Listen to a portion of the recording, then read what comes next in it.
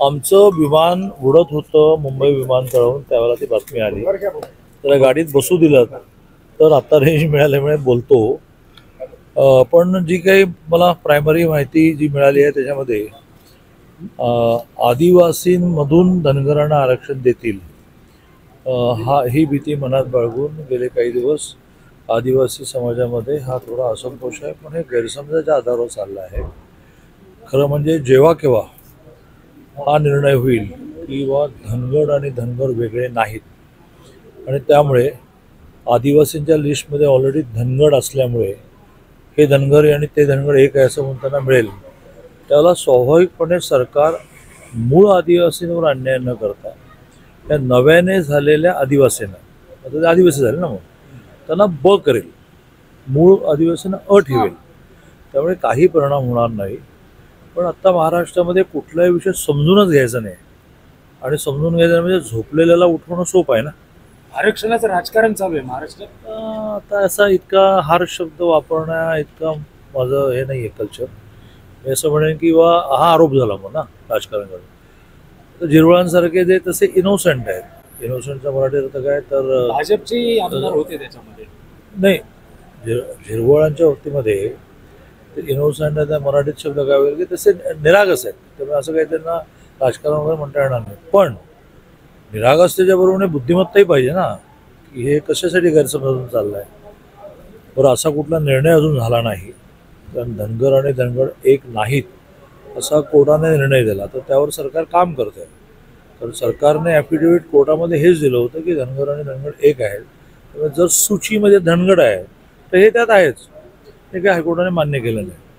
आता ही केस चालेल. मुळात अशा प्रकारे ज्यावेळेला निर्णय होतो त्यावेळेला केंद्रीय आदिवासी आयोगाकडे ते प्रकरण जातं. बस आता उद्यापासून सुरू झालं असं नाही आहे ते. पण माननीय मुख्यमंत्री महोदय आणि दोन्ही उपमुख्यमंत्री महोदय त्यासाठी सक्षम आहेत. त्यांच्याशी बोलते. मंत्रालयात अशा प्रकारे आंदोलन करणं काय म्हणाले? अशा प्रकारे मंत्रालयात काय झालंय की लोकशाहीची ब्युटी, सुंदरता अशी आहे की तुम्हाला आंदोलन करता येतं. आता त्यातले नियम आपण पाळणार नसलो आणि लोकशाहीने आपल्याला स्वातंत्र्य दिलं आहे असं करून जर आपण हे करणार असो तर त्याच्यातून अराजकता माजेल आणि ती अराजकता हे सरकार माजू देणार नाही. ते तुमच्या लोकशाहीला सलाम करते. पण आंदोलन करण्याचा मार्ग आहे की महात्मा गांधींच्या पुतळ्याजवळ उपोषण करणं, मोर्चा काढणं, धरणं धरणं, जास्तीत जास्त ॲट दी मोस्ट करू नये सर, बरोबर नाही, पण घेराव घालणं. पण तुम्ही मंत्रालयात घुसायचं, उड्या मारायच्या. हे कसं दादा की काँग्रेस राष्ट्रवादी जम्मूच्या आधी असलेल्या लोकांना आंदोलनाची सवय नाही म्हणून असं होतं. नाही, तुम्ही हर्षवर्धन तुम्हाला नरहरी झिरवळांचा फोन नंबर देतो की माझे मित्र आहेत, त्यांच्याशी जरा बोलून घ्या की हर्षवर्धन पाटील एकदा शरद पवारांकडे गेले.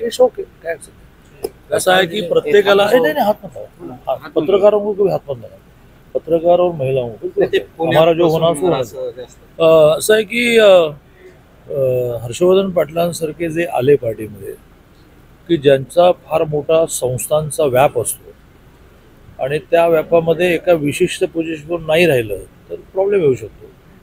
पण आम्ही ज्या संस्कारात वाढलो त्या संस्कारामध्ये जिनाया हा मरणावा, आता ते त्यांनी केलंच पाहिजे असा माझा आग्रह कशासाठी. त्यामुळे क्लिअर आहे की इंदापूरची सीट ही महायुतीमध्ये राष्ट्रवादीकडे जाईल. सिटिंग आमदार जे आहेत ते ती सीट लढवतील. मग आपल्याला लढवायला मिळणार नाही. अशा वेळेला मी जर असतो तुम्ही असं म्हटलं तर नाही लढवलं, म्हणजे नाही लढलं. असं 19च्या वेळेला माझं म्हणणं होतं की उद्धवजी तुम्हाला मुख्यमंत्रीपद मिळालं नाही तर मागा भांडा, सरकारमध्ये सहभागी होऊ नका, पण दुसरीकडे नका जाऊ. तुम्ही दुसरीकडे जाऊन तुम्हाला मुख्यमंत्रीपदच हवं होतं, बाकी काय तुम्हाला महाराष्ट्राचं काही पडलं असं झालं. तसं मला मुख्यमंत्रीपद मिळालं म्हणजे मला उद्धवजींना इट्स ओके.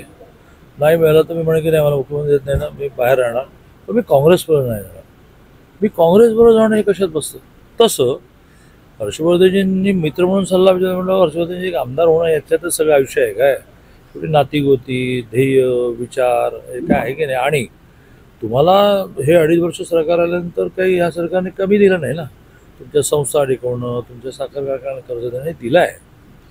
पण तरी हर्षवर्धनजींनी त्यांचा निर्णय केला आहे. आमच्या मनात त्याची कटुता नाही. आम्हीच विचार केला पाहिजे किंवा आम्ही अशा प्रकाराने एखादी गोष्ट न मिळताही माणसाला टिकवून धरून कशा शकणार आहे. आणखीनही 2-4 नावं आहेत ना जे गेले आहेत. समरजितराजे घाडगे गेले, त्याला तर आम्ही राज्यमंत्र्याचा दर्जा दिला होता. 95-99 ही वाज राज्यमंत्री. आता हर्षवर्धनजींच्या बाबतीमध्ये त्यांच्या साखर कारखान्याच्या मदतीपासून खूप विषय आहेत. पण त्यांनी जी मांडणी केली ती केली किंवा माझ्या कार्यकर्त्यांना मी समजावून सांगू शकलो नाही. ओके चला.